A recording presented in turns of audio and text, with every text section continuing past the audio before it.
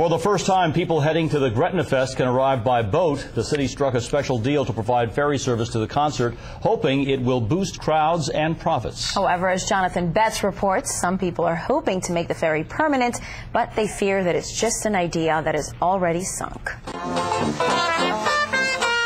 On the banks of the Mississippi, city leaders celebrated a new crossing, where just for this weekend there'll be a new ferry service from Canal Street to Gretna to siphon more visitors to that city's music festival.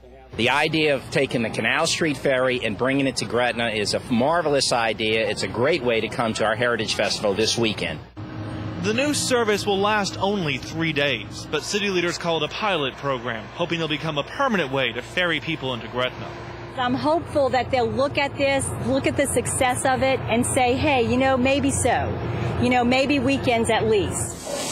City leaders see it as a chance to beef up tourism, hoping to lure French Quarter visitors to downtown Gretna's restaurants and museums. And I'm hoping that happens. I think that would be excellent for both sides of the river. But before the idea had even left the dock, it seems to have fallen apart.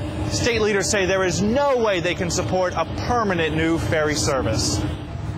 Right now, the state is struggling with its current 3 ferries crossing the river. It's been plagued by employee shortages and maintenance problems with boats that date back to the 70s. We don't have the assets to make it permanent. I mean, if you had to sum it up, it just can't happen. The current ferry crossing at Gretna from the Lower Garden District is the city's least popular, and all 3 cost $8 million a year, but their tolls only generate about $500,000. The state actually relies on the bridge to cover the cost. To operate these boats is very, very expensive.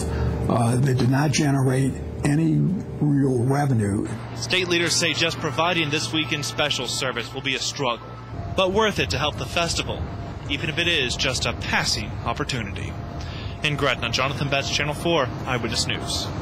The new ferry service will run every hour for most of the afternoon this weekend from the Canal Street landing to Gretna.